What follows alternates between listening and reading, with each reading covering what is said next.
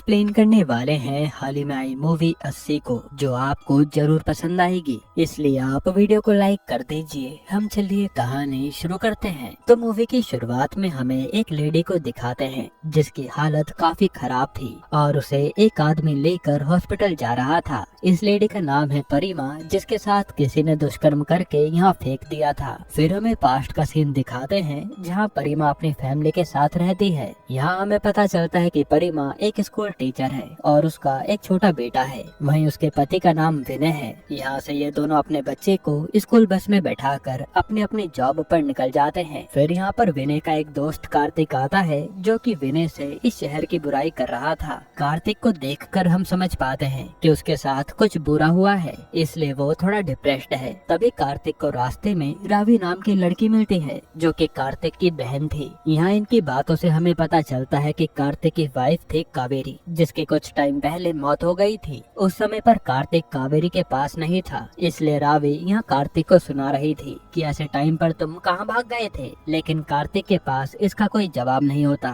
फिर रावी कार्तिक को एक मोबाइल देती है और बताती है कि इसमें कावेरी का कार्तिक के लिए लास्ट मैसेज है। तब ये फोन लेकर कार्तिक वहाँ से चला जाता है। फिर हम परिमा को देखते हैं, जो अपने स्कूल में किसी कलीग की फेयरवेल पार्टी एंजॉय कर रही थी। तभी वहाँ विनय आता है और वो देखता है कि परिमा काफी डांस कर रही है, इसलिए वो कहता है कि तुम अपने दोस्तों के साथ एंजॉय करो, बाद में घर आ जाना, मैं जब तक घर जाकर खाना बना लेता हूँ। ये कहकर वो चला जाता है। अब फंक्शन खत्म होने के बाद जब परिमा घर जा रही होती है, तब एक कार आकर उसके पास रुकती है, जिसमें से कुछ लड़के परिमा को अपनी कार में खींच लेते हैं और फिर एक के बाद एक वो लड़के परिमा के साथ बहुत ही घिनौने तरीके से दुष्कर्म करते हैं, जिसके बाद वो परिमा को रेलवे फाटक पर फेंक कर वहाँ से भाग जाते हैं। फिर ये लोग एक जगह पर गाड़ी रोकते हैं और अपने अपने कपड़े जलाकर निकल लेते हैं। अब अगले दिन परिमा को एक आदमी देखता है और उसे हॉस्पिटल लेकर जाता है। ये वही सीन है जो हमने मूवी की स्टार्टिंग में देखा था। जिसके बाद विनय को भी बुलाया जाता है और ये सच्चाई जानकर तो विनय के होश उड़ जाते हैं। फिर पुलिस वाले परिमा का बयान लेते हैं, जिसके बाद उन्हें वह कार मिल जाती है जो कि लड़कों ने कहीं रोकी थी और सीसीटीवी कैमरा की मदद से उन लड़कों को भी पकड़ लिया जाता है। पर ये केस इतना आसान नहीं था। फिर हम विनय को देखते हैं, जो समझ नहीं पा रहा था कि आखिर वो अपने बेटे के सवालों का जवाब क्या दे, क्योंकि उसका बेटा जानना चाहता है कि उसकी माँ के साथ आखिर हुआ क्या। साथ ही उसके घर वाले भी उसे कह रहे थे कि इस सब की वजह से उनकी इज्जत खराब हो रही है, जो सुनकर विनय को तो काफी गुस्सा आता है, क्योंकि विनय ने अपने परिवार के विरुद्ध जाकर ये शादी की थी। फिर हम कार्तिक को देखते हैं, जो कि हॉस्पिटल में था। तब परिमा काफी ज्यादा पैनिक करने लगती है। ये देख डॉक्टर कार्तिक से कहती है कि अगर फैमिली में से कोई भी परिमा के साथ बात करेगा तो परिमा पैनिक नहीं करेगी। जिसके बाद कार्तिक जाकर परिमा से बात करता है, लेकिन ऐसा करते हुए उसे अपनी बीवी कावेरी की याद आ रही थी। यहाँ हमें एक बात ये भी पता चलती है कि कार्तिक को भी पैनिक अटैक आते हैं, क्योंकि उसे कावेरी की मौत का काफी ज्यादा पछतावा है। जिसके बाद वो अपनी वाइफ कावेरी की वो ऑडियो क्लिप सुनता है, जिसमें कावेरी कह रही थी कि वो जल्दी से वापस आ जाए, वो उसे देखना चाहती है। फिर आगे वो कहती है कि तुम नहीं आ रहे तो कोई बात नहीं, मैं जा रही हूँ, तुम अपने आप को गिल्टी मत मानना। जो सुनकर कार्तिक रोने लगता है। इसके बाद कार्तिक अपने सीनियर से आकर मिलता है और हमें पता चलता है कि कार्तिक कोई एजेंट है, जो उस समय किसी मिशन के कारण अपनी बेबी के पास नहीं था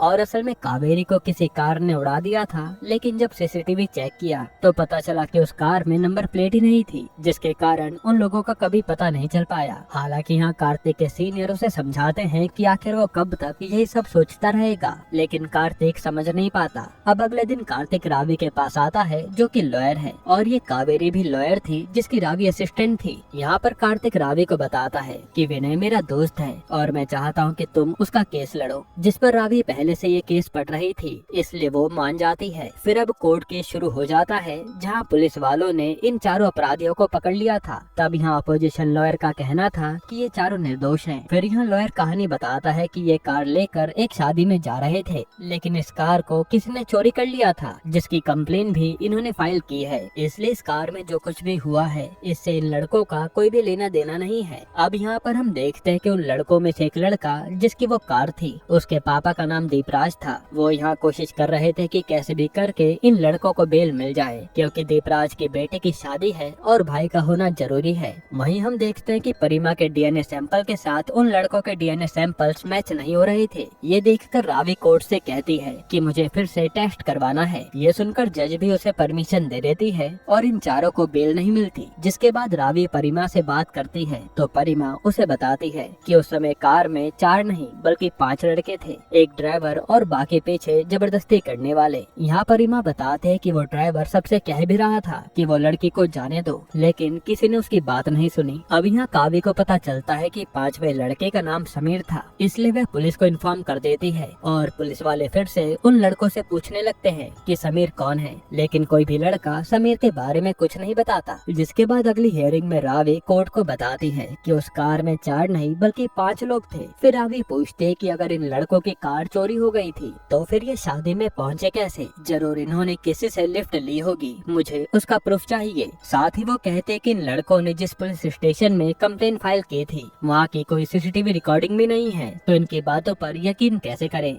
पर यहाँ अपोजिशन इन सबके जवाब देने लगता है और साथ ही दूसरी बार भी डीएनए का टेस्ट गलत आया था। अब कोई भी सबूत न होने के कारण जज उन चारों लड़कों को बेल दे देती है। साथ ही वह रावी से कहती है कि वह सीसीटीवी फुटेज का इंतजाम करे और बाकी प्रूफ भी लेकर आए, जिससे ये साबित हो सके कि जो कुछ भी हुआ है वो इन चारों ने किया है। इसके बाद हम दीपराज को देखते हैं जो अपने बेटे के साथ घर आया था, तो वो उसे रूम में लाकर खुद को गोली मारने को कहता है क्योंकि उसे भी पता है कि उसके बेटे ने क्या पाप किया है। पर लड़का कहता है कि नहीं, मैं तो उन सबको रोक रहा था पर वो रुके नहीं। तब यहाँ दीपराज की बीवी कहती है कि जो कुछ भी हुआ हमें उसे भूलना होगा, आखिर ये हमारा बेटा है और अब मेरी बेटी की शादी है और मैं नहीं चाहती कि इन सब की वजह से मेरी बेटी की जिंदगी खराब हो। इसलिए वो बाप बेटे से कहते हैं कि तुम दोनों अच्छे से रहो। जिसके बाद हम परिमा को देखते हैं जो अपने घर आ चुकी थी, लेकिन उसके साथ जो कुछ भी हुआ था वो उसे भूल नहीं पाती। इसलिए वो डिसाइड करती है कि वो अपनी जिंदगी पहले की तरह जिएगी और स्कूल पढ़ाने जाएगी। फिर अगले दिन वो स्कूल आती है, जिसे देखकर प्रिंसिपल कहती है कि तुम स्कूल मत आओ। यहाँ पर प्रिंसिपल बताती है कि जिन लड़कों को परिमा अपने बच्चों की तरह पढ़ाती थी वही व्हाट्सएप ग्रुप पर ये बोल रहे हैं कि जिस दिन मैडम के साथ ये सब हुआ काश मैं भी वहाँ होता और मजे ले पाता। ये सब सुनकर परिमा के होश उड़ जाते हैं और प्रिंसिपल कहती है कि आखिर मैं समझ नहीं पा रही कि आखिर उन लड़कों के मन में ये सारे विचार आए कैसे। ये बच्चे कुछ ज्यादा ही बड़े हो चुके हैं जिसमें एम्पैथी जरा भी नहीं है। फिर कुछ दिनों बाद परिमा को बुलाकर कहा जाता है कि आपको उन अपराधियों को पहचानना होगा। अगर परिमा ने उन सबको पहचान लिया तो फिर उन्हें सजा हो सकती थी,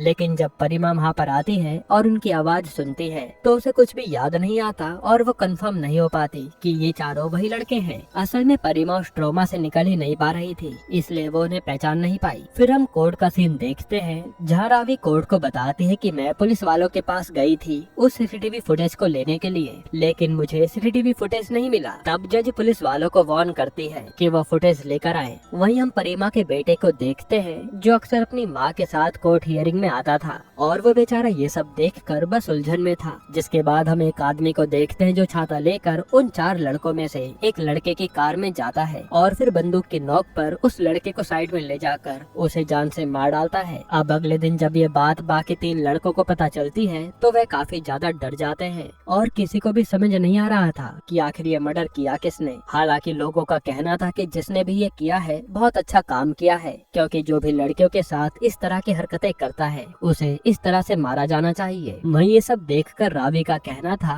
कि किलर को इस तरह से किसी को मारने का कोई हक नहीं है। अगर ऐसा ही चलता रहा तो फिर लोग एक दूसरे को मारते ही रहेंगे। अगर किसी लड़के ने किसी लड़की के साथ गलत काम किया है तो उसे कानूनी सजा होनी चाहिए। इसलिए वह चाहते थे कि कोई परमानेंट सॉल्यूशन लिया जाए ताकि आइंदा कोई भी लड़का ऐसी हरकत ना करे। हालांकि रावी जब इस वीडियो को सोशल मीडिया पर पोस्ट करती है तो उसे काफी ज्यादा ट्रोल किया जाता है। फिर एक दिन रावी को पता चलता है कि पुलिस वाले ही कुछ सबूतों के साथ छेड़छाड़ कर रहे हैं, यानी उन्हें खरीदा जा चुका है। अब ये देखकर रावी एक पुलिस वाले संजय को इस बारे में काफी कुछ सुनाती है, क्योंकि संजय रावी के साथ इस केस में काम कर रहा था। जिसके बाद हम दीपराज और अपोजिशन लॉयर को देखते हैं जो कि आज रावी से मिलने आते हैं और दीपराज कहता है कि उसके बेटे ने कुछ भी नहीं किया है, इसलिए वह चाहता है कि उसका बेटा इन सब से बाहर निकले। जो देखकर रावी दीपराज से कहती है कि अगर आपका बेटा सरकारी गवाह बनेगा तो उसे कम से कम सजा दिलवाऊंगी, वो भी केवल 2.5 साल की। जिस पर दीपराज मान जाता है, क्योंकि रावी भी जानती थी कि दीपराज के बेटे ने सबको मना करने की कोशिश की थी। जिसके बाद हम दीपराज के बेटे को देखते हैं, जो आज अपनी गर्लफ्रेंड से मिलने पब में आता है, लेकिन तभी वहाँ पर एक आदमी उसे भी मार डालता है। फिर हम कार्तिक के बॉस को देखते हैं, जो कि रावी से मिलने आया था,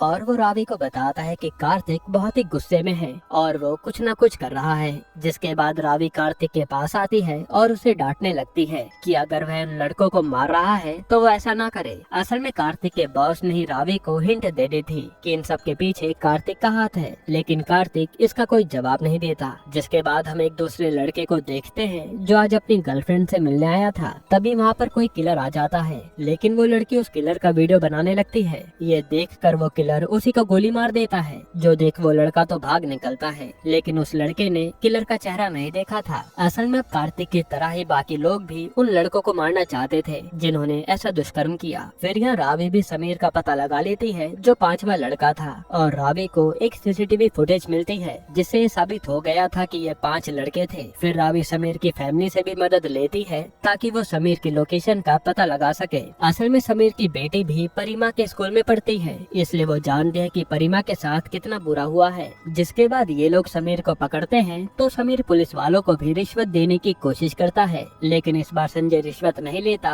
और समीर को पुलिस स्टेशन ले आता है। अब इसके बारे में जब सीनियर को पता चलता है, तो वो संजय को काफी डांटते हैं और कहते हैं कि अगर तूने फिर से मेरी बात नहीं सुनी तो मैं तुझे एक्सपोज कर दूंगा कि कैसे तूने अपनी जेब भरी है। लेकिन इस बार संजय कोई जवाब नहीं देता। फिर हमें कोर्ट का सीन दिखाते हैं, जहाँ हियरिंग होने वाली थी, लेकिन उसी समय रावी पर कोई इंक फेंक देता है, क्योंकि रावी ने वीडियो बनाई थी कि दुष्कर्म करने वालों को ऐसे नहीं मारना चाहिए, उनके लिए कानून है। अब ये सब होने पर रावी के होश उड़ जाते हैं, लेकिन इसके बावजूद वो केस के लिए आती है और यहाँ पर अब परिमा को अपना बयान देना था। लेकिन अपोजिशन लॉयर उससे काफी सारे घिनौने सवाल पूछता है, जैसे कि उसकी स्कर्ट किसने खींची और उसे किसने पकड़ा था वगैरह वगैरह, जो किसी भी लड़की के लिए सबसे दर्दनाक सवाल होंगे। लेकिन परिमा वो सारे जवाब देती है और कहते है कि अब मुझे लग रहा है कि शायद उसमें मेरी ही गलती थी, जो उस रात में अकेली जा रही थी, क्योंकि लड़कियों का ऐसे अकेले जाना सही नहीं है। जो सुनकर सब शर्मसार हो जाते हैं। वहीं रावी कोर्ट को कहती है कि भले इन लड़कों की कार चोरी हो गई थी, लेकिन कार चोरी होने के बाद जो फुटेज था,